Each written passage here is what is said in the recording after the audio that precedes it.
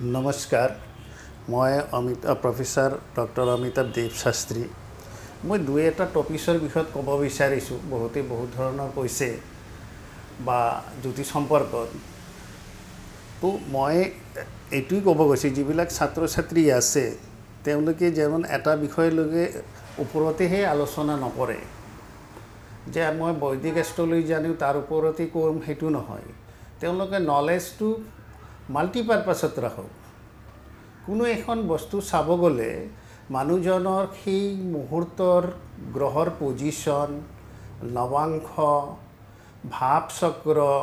সেইবোৰ ভালদৰে যেন আলোচনা কৰে ইয়াৰ উপৰিও নিউমাৰিকেল যোনটো আমাৰ আছে সেইটো অলপ চাই দশা অন্তৰ্দশাটো চাবই প্লাছ আপুনি গ্ৰহটোৰ পজিশ্যন চাই কিনে বা গ্ৰহটো কি মুহূৰ্তত আছে ভাল আছে নে বেয়া আছে তাৰ উপৰিও বাস্তুৰ যিখিনি বস্তু আছে সেই বস্তুবোৰ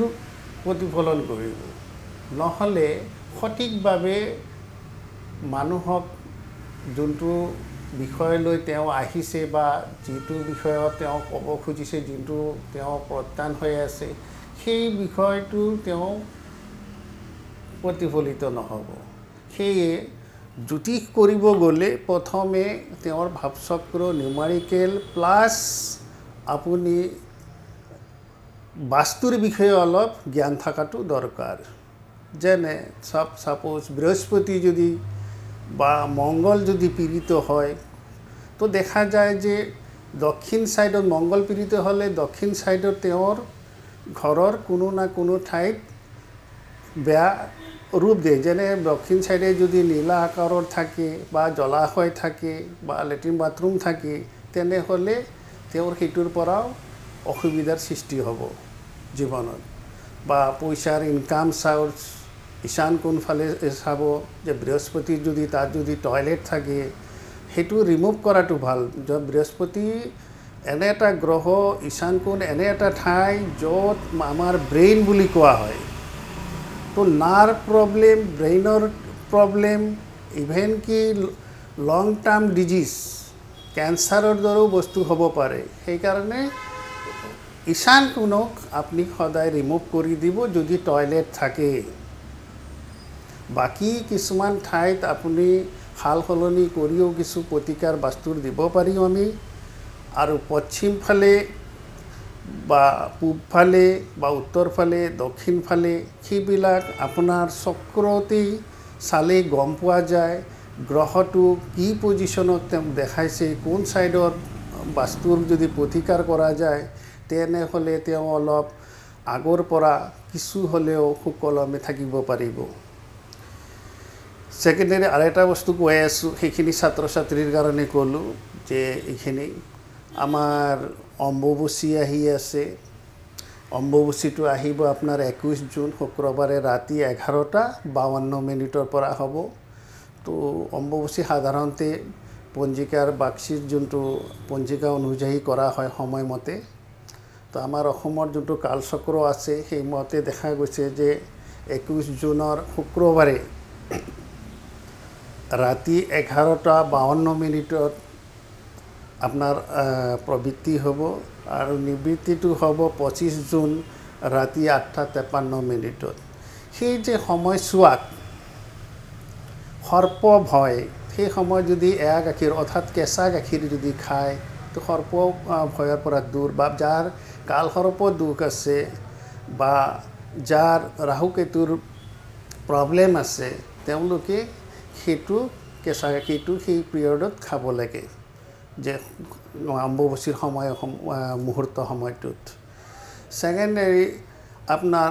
অম্বুবাচীত কিছুমান নিষিদ্ধ আমাৰ কৰ্ম আছে বহুতে হয়তো মানে আমাৰ যোনটো নীলাচলবাসীসকলে হয় তেওঁলোকে সেই মুহূৰ্তত আপোনাৰ যেনেকুৱা গছ ৰোপণ কৰিব নালাগে হাল বহিব নালাগে যেমন পৃথিৱীখনে দুখ নাপায় আঘাত নাপায় তেনেকুৱা কৰ্ম কৰিব নালাগে সেইখিনি আমাৰ যোনটো কিতাপ পত্ৰ বা শাস্ত্ৰ অনুযায়ী দিয়া আছে মা দেৱীৰ আৰাধনাত থাকিব লাগে মা দেৱীৰ নামত এটা বন্তি বা চাকি হ'লেও জ্বলাব লাগে জ্বলাই তেওঁক আৰাধনা কৰক। বিশেষকৈ অম্বুবাচী মেলাত আপোনাৰ দেশৰ বা বিদেশৰ বহু সাধু সন্ন্যাসীসকলৰ আগমন হয়, কাৰণ এইটো 51 শক্তিপীঠৰ ভিতৰত, পৃথিৱীৰ 51টা শক্তিপীঠৰ ভিতৰত মা কামাখ্যা অন্যতম। ইয়াত তান্ত্ৰিক বা আপোনাৰ যোনটো কবচ তাবিজ বা যোনটো কৰে, তেওঁলোকে ইয়াত আৰাধনা কৰে। মা কামাখ্যাৰ ওচৰত তেওঁলোকে কামাখ্যা মন্দিৰত আহি বিভিন্ন ধৰণৰ তান্ত্ৰিকৰ ধ্যানমগ্ন হৈ মাৰ পৰা আশীৰ্বাদ লয়। সেই মুহূৰ্তত বা সেই